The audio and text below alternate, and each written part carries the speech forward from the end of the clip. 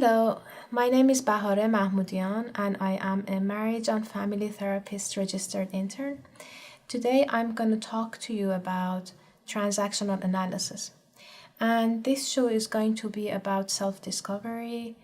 Transactional analysis is a very good tool for self-discovery. That's why I have chosen this theory of psychotherapy to talk to you about self-discovery more. So, what is TA? What is transactional analysis? Transactional analysis is an integrative theory of psychotherapy and psychology that was first developed by Eric Berne in 1950s.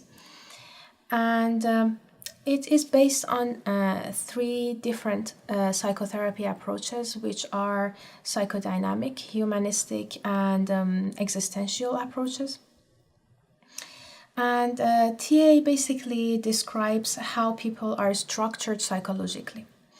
So the first thing we're going to talk about is we're going to talk about the principles, the main principles of transactional analysis. Well, the main principle, the first three main principles are total okayness, capacity of thinking, and the ability to change one's destiny. I hope you can see the slides when I'm talking about it and going through it. So the total okayness is about four main existential positions.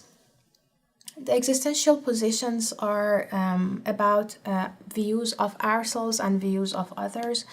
So your view of yourself, the way you see yourself, the way you feel about yourself can be positive or negative. And also your view about others, the way you view others and the way you feel about other people can also be positive and or negative. So the combination of these positive negatives make up four positions, which are I am not okay, you are okay. I'm not okay, you're okay means I don't see myself as worthwhile, or I don't feel good about myself, but I see you means here doesn't mean just you, it means others, means everybody. But don't see others as good, but I don't see myself as very good. So I don't feel good about myself, but feel that everybody else is good. And the second position is I'm not okay, you are not okay, means I don't feel good about myself, I don't feel good about others. And this is not a very good position to be in. And in the worst case scenario, you might want to commit suicide because you are all negative. And the third position is I am okay, you are not okay. In this position, you feel good about yourself, but you don't feel good about others.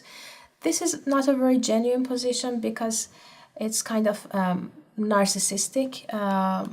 But the best position to be in is I am okay, you are okay, which means you have a positive view of yourself and also a positive view of others. So the main goal of TA, the main goal of transactional analysis is for you to reach to this point. And we as therapists help clients to reach a point where they feel good about themselves and they feel good about people in their lives. The second principle is capacity of thinking, which very simply means everybody has capacity of thinking and everybody can think for themselves. And as a result, the third principle, the ability to change one's destiny, means everybody is able and capable of changing their own destiny when they can think about the roots of their behavior and what's going on in their life, and especially with this tool of transactional analysis. So it's possible to be the master of your own fate. The next very important thing we're going to talk about is the main three ego states. You might have heard about inner child from different psychologists or in different places, or you might have read in books about inner child. Where does that come from? It comes from TA. It comes from transactional analysis. I doubt that you have heard about inner parent and inner adult, but as I said, inner child is something that most of us are familiar with. So there are specific definitions for each of these ego states. First of all, as you can see in the picture, there are three circles: parent, adult, child, and all of us have these ego states inside of us. So these are the building blocks of your psyche, your inner parent, inner adult, and inner child. So what is your inner child? Inner child, child is a thoughts, feelings, and behavior that is the result of childhood experiences. Replayment. Adult is thought, feeling, and behavior that is direct response to here and now. Reality. And parent is thought, feeling, and behavior that we have copied from our parents. This is what you can see in the slides, and this is the definition of these ego states. When we are in our child ego state, we feel, think, and behave the way we thought and behaved as kids, as children. And here we're talking about the age range between birth and like around 7 years old. This ego state is usually prohibited by parent ego state, but shows itself in situations that are not very structured, like, for example, sport events, parties. The adult ego state, it's an ego state that helps you think logically, helps you remain in touch with the here and now reality. And with its help, you can temporarily detach from your inner world and respond in the best way to the reality of here and now. When you are in your parent ego state, you are acting like your parents. Sometimes you hear even the voices of your parents in your head. Sometimes you remember the things that they told you, some things that you have to do, you don't have to do, the shoulds and musts, don't, things that you were supposed to do as a kid, or the things that you have to do to survive in the society. Now I'm gonna go into more detail about each ego state. Next thing we need to talk about is a natural child or free child. This is the ego state that we are born with. So natural child is a very important part of your inner child. You are born with your inner child, with your natural child or free child. And the characteristics of inner child, you can see here. The first one, all your drives, all your instincts are in your inner child. The instincts like eating, sleeping, breathing, sex, elimination, all those things are in your natural child. Natural child is non-reactive, means that it doesn't care about the judgments of others. And natural child is spontaneous, has passion of life, is loving, especially self-loving, creative, and acts based on pleasure principle. It means that does whatever that pleases him or her. And also lives in here and now and has unconditional self-acceptance. Well, about parent ego state, as I said earlier, it's a collection of pre-recorded, prejudged codes of living, and it decides without reasoning how to react to the situations, and can be over-controlling and oppressive, or life-giving, supportive, and tender. As you can see in this picture, there's a circle, and the circle shows the parent ego state. It is divided into two parts, the nurturing parent and the critical parent. So the overly critical parent is the part of you that targets your self-esteem, most of the time talks very negatively to you, blames you, and causes feelings of guilt in you. The nurturing parent is a part of you that nurtures you and helps you in difficult situations. gives you hope, helps you in difficult situations. Adult ego state, as I said, able to detach from feelings, logical, works like a computer that processes information. So you do your information processing with your adult ego state. So you might have this question, you might say, do we need all these ego state and what is the function of each one?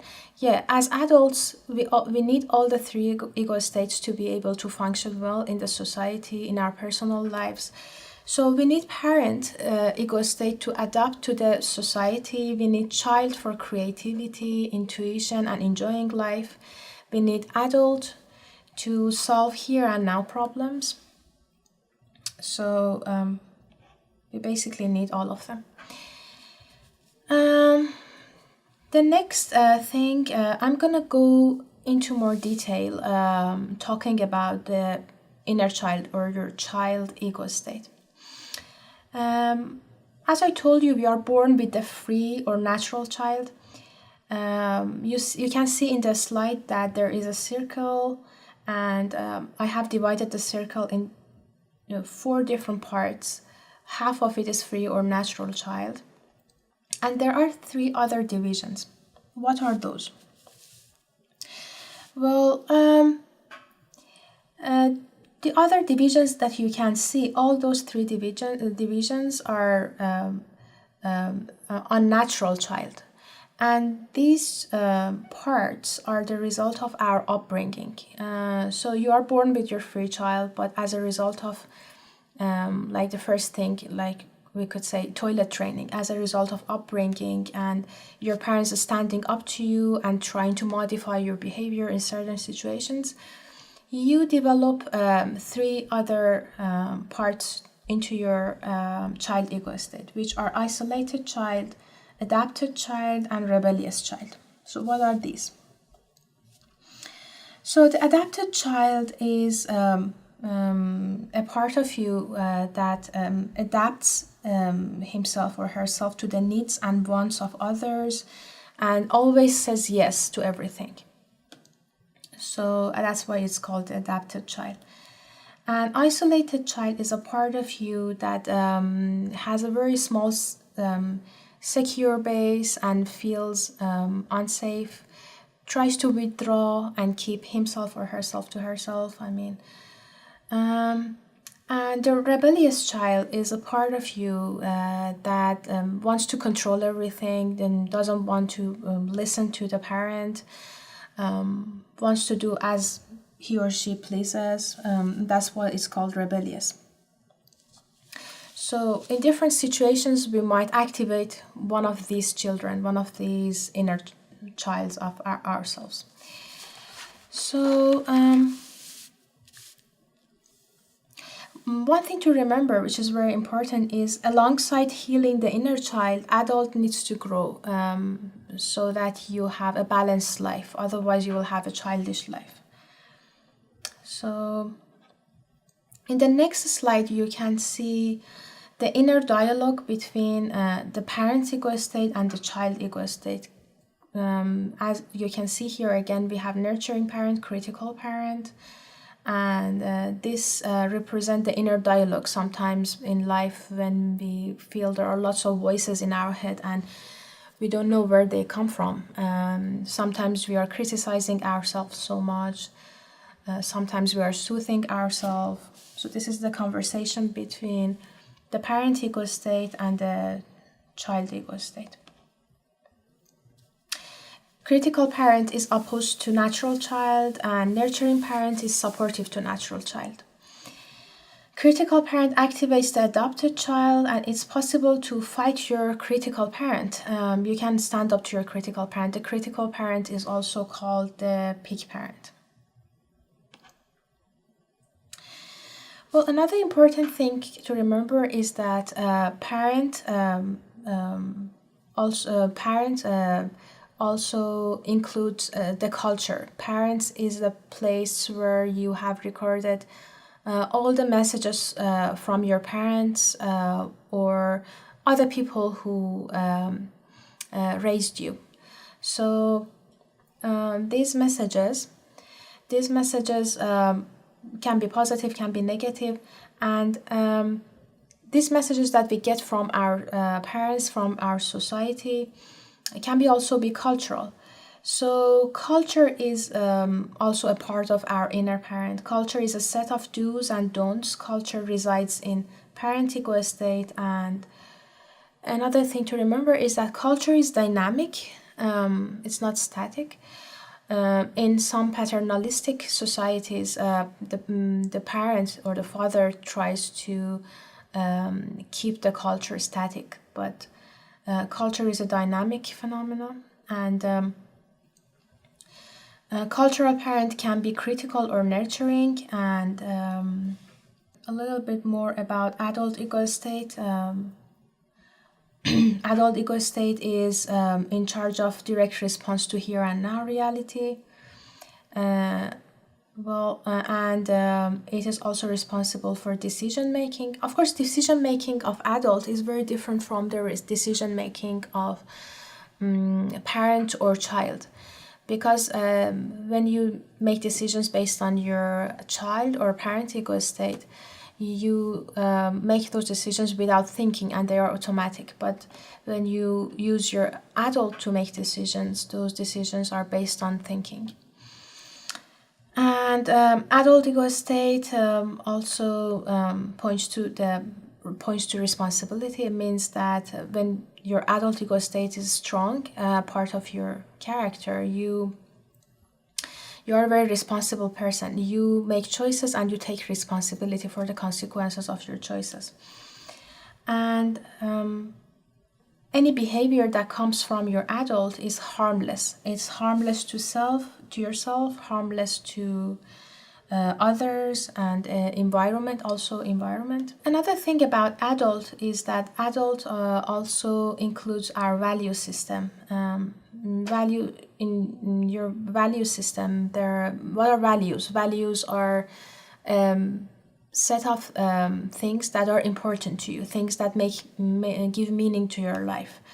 So when you have a good value system, you make choices, you are ready to pay the price for your choices, and your value system defines your goals. Your value system also determines your lifestyle, and your value system has hierarchy. It means that you know your priorities, you know what is more important than what. And you need different value system for each transitional stage in life. The value system of a teenager isn't the same as a value system of an adult, or the value system of a person who is like in their 50s or 60s. So, well, I don't think we have enough time in this show to talk about the next thing, which is adult and problem solving. I'm going to start the next show with that. So thank you very much for watching the first part of this show. And if you have any questions, if you have any comments, please let me know. Thank you. Bye-bye.